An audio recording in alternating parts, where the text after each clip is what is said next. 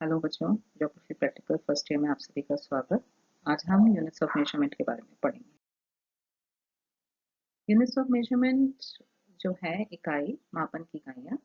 तो हम हर चीज़ को, चाहे से वो अगर ठोस, जैसे तरल अवस्था है, कोई भी चीज़ अगर तरल पदार्थ है या कुछ है तो उसको हम लीटर में मापते हैं, या कोई भी चीज़ अगर ठोस है तो उसको हम किलोग्राम में मापते हैं। तो उसकी भी अलग अलग इकाइयाँ हैं मापन की। दूरी को हम जैसे मीटर्स में करते हैं, किलोमीटर में। तो इन सब चीज़ों के मापन की अलग अलग इकाइयाँ हैं।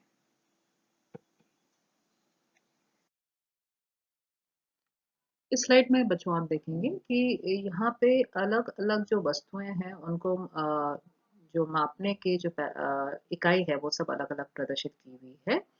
जैसे अगर आप यहाँ देखें और उनके कन्वर्जन, अगर आपको कन्वर्ट करना है एक इकाई से दूसरी इकाई में तो आप किस प्रकार से कर सकते हैं, इस टेबल में वो प्रदर्शित किया गया है। तो सर्वप्रथम आप देखेंगे कि जैसे इसमें वेट एंड मास है, तो उसको आपको अगर ऑन्स में कन्वर्ट करना है तो आप किस तरह से कर सकते हैं। हम ये नहीं, इनमें नहीं जाते क्योंकि ये हमारे यहाँ इतना जैसे फ्लूइड ऑन्सेस इनटू क्वार्ट्स है, इसमें नहीं जाके हम सीधे यहाँ इसमें जैसे वेट एंड मास यहाँ आ गया किलोग्राम पाउंड्स में।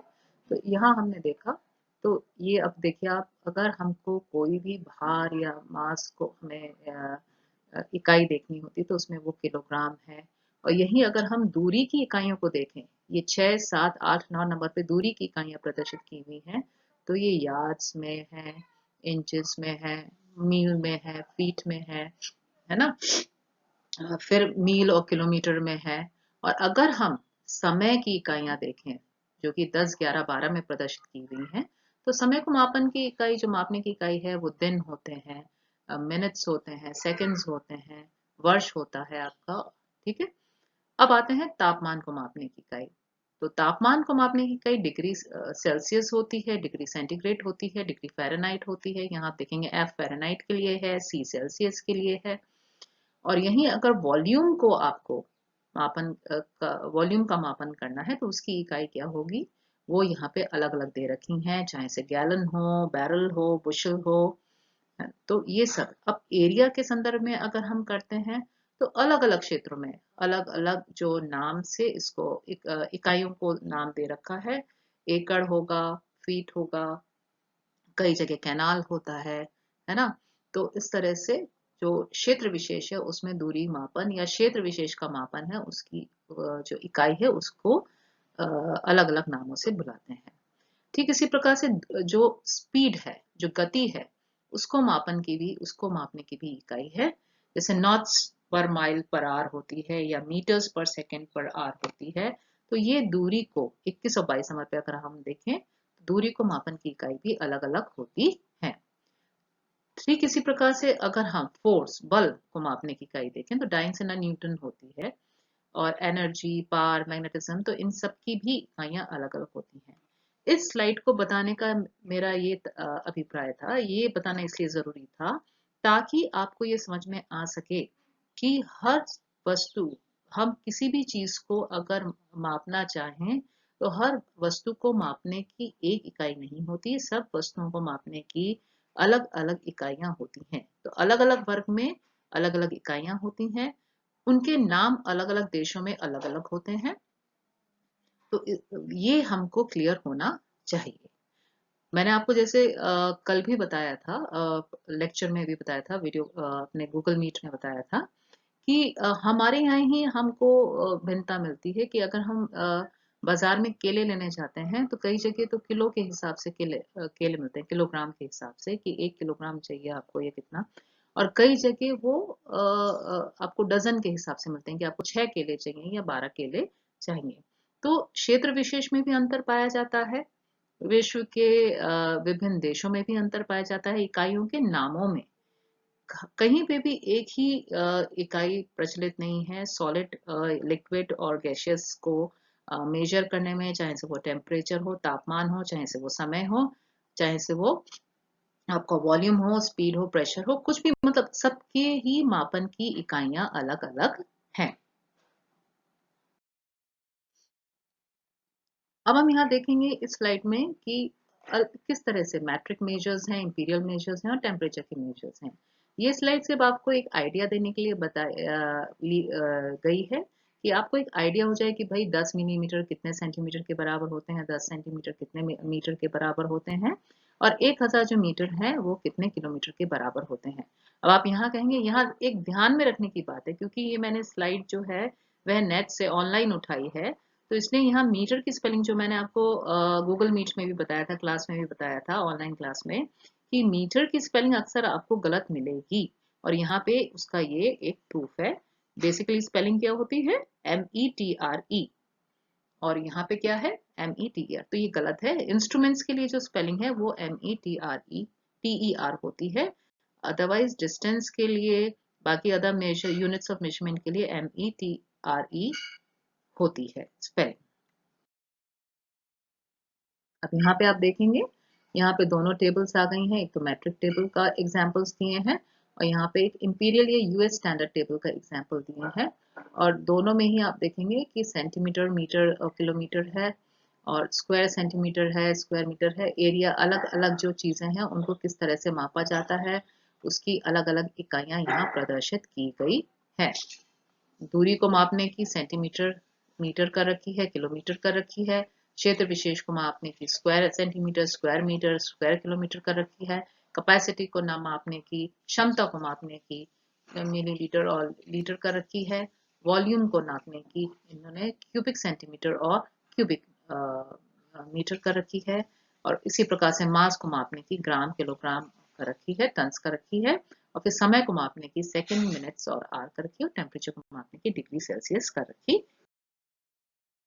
अब यहाँ पे ये जो स्लाइड है इसमें मैंने आपको फुटा दिखाया है, स्केल दिखाया है, रूलर दिखाया है, और ये दिखाना मेरे लिए इसलिए जरूरी है क्योंकि आधे से ज्यादा बच्चों को पता ही नहीं होता कि हमको जितना भी काम करना है फर्स्ट ईयर में वो स्केल की सहायता से करना है।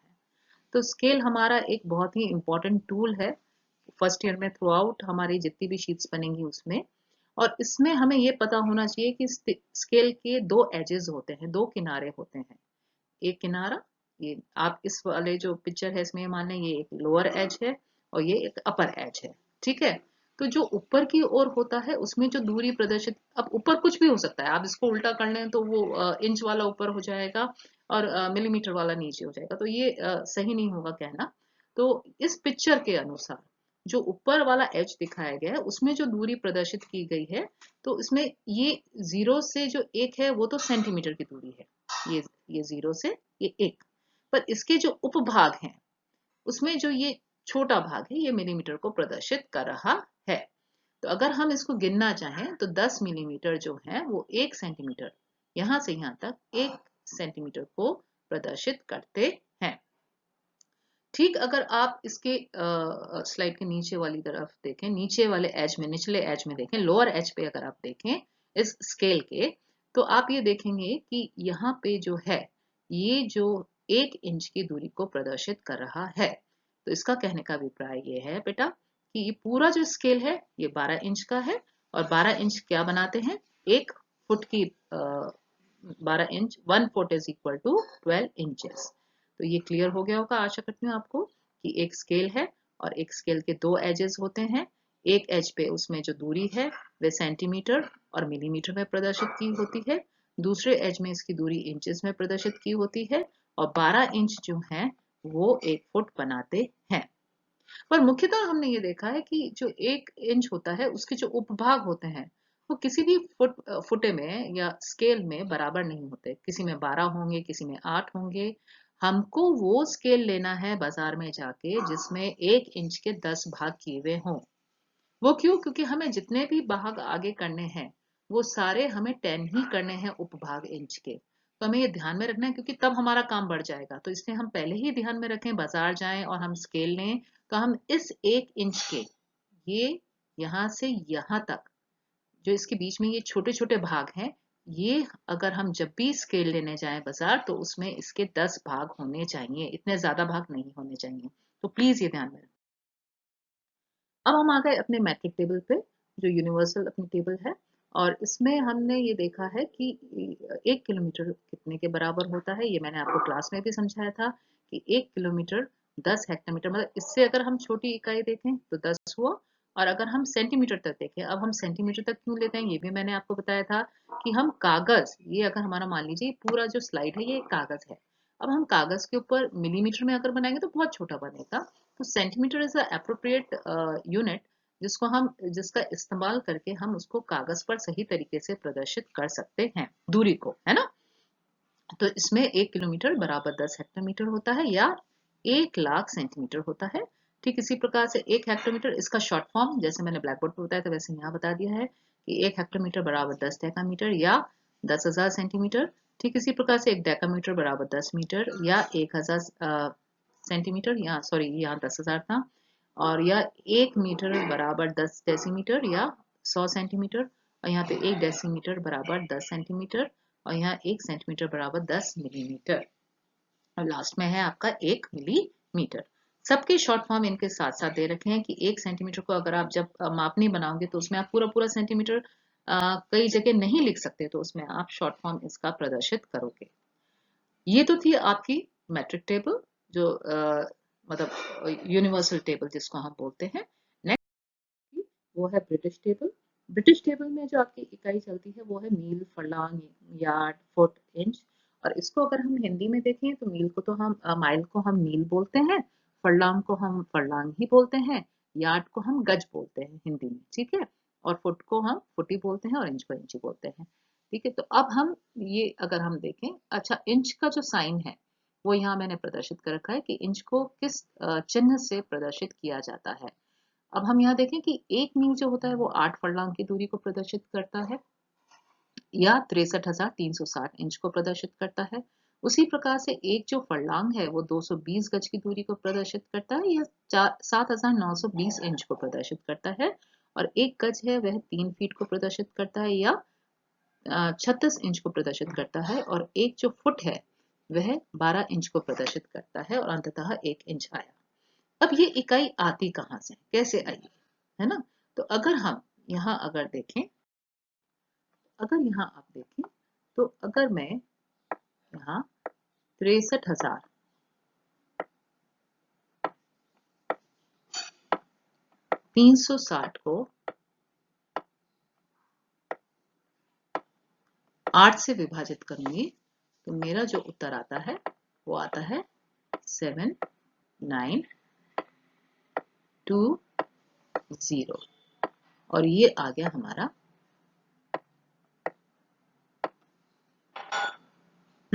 तो ये कहाँ से आया ये आपको क्लियर हो गया होगा।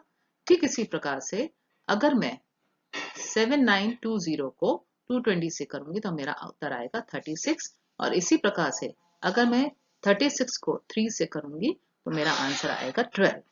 तो अगर मुझे इंचेस में पता करना है कि कितना इंच हुआ तो बस मुझे क्या करना है, जो इंच है उसको जो फरलांग दिया हुआ है उससे विभाजित करना है तो मेरा दूसरे का फरलांग में कितना होता है, क्योंकि यहाँ मुझे ये ज्ञात करना है कि फरलांग में कितना होता है।